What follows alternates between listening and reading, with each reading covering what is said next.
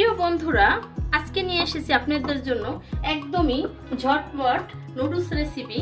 বাসায় পুরানো কিছু থাকলে কিভাবে নুডলস করে তাড়াতাড়ি করে নাস্তায় বা বাচ্চাদের টিফিনে কোনো গেস্ট আসলে খুব তাড়াতাড়ি করে নুডলসটা পরিবেশন করতে পারবেন, মেহমান আপ্যায়নে আপনারা ঝটপট যেন দিতে পারেন, সেরকম একটা নুডলস নিয়ে আজকে আমি হাজির হয়েছি।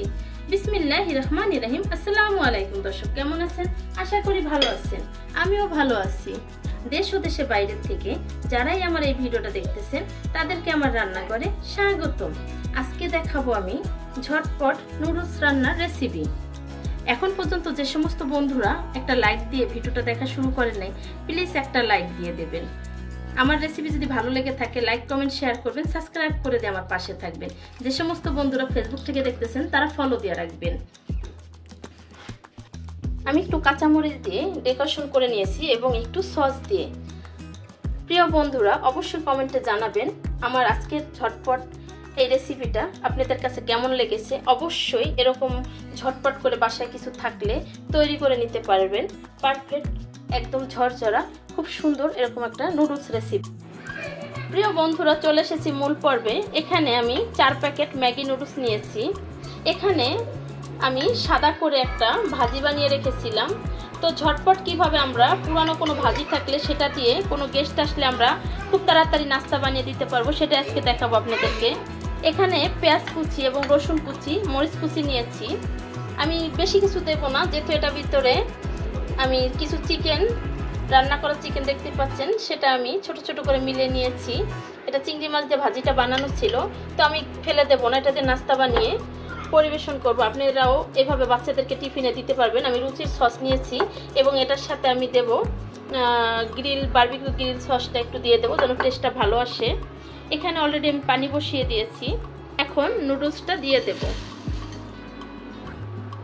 অতিরিক্ত সিদ্ধ করা যাবে না, আমি হালকা সিদ্ধ করে নেব।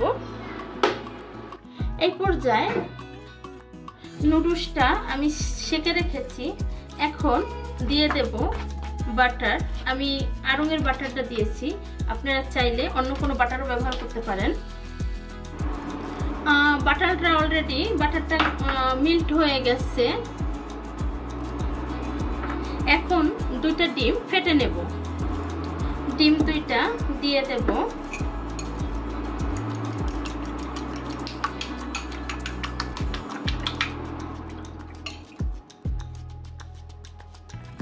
দিয়ে দেব ব্ল্যাক পেপারের পাউডার। এটাকে স্ক্রাম্বল করে নেব ডিমটাকে। এই পর্যায়ে পেঁয়াজটা রসুনটা দিয়ে দেব। আমি ডিম স্ক্রাম্বল করছি বাটার দিয়ে, আর এখন নর্মাল সাদা রেগুলার তেলটা দিয়ে দিলাম। এটা দিয়ে বাদবাকি রান্নাটা আমি শেষ করব। এখন পেঁয়াজটা দিয়ে দেব। এই মশলাটা আমি দিয়ে দিয়েছি। এই পর্যায়ে এখন নুডলসটা দিয়ে দেব। এই পর্যায়ে বারবিকিউ সস একদম অনেক দেব না, দিয়ে দিয়েছি। এরকম যদি ঘরে কোনো সালাদ বা সাদা ভাজি থাকে, সেই ক্ষেত্রে যে কোনো গেস্ট আসলে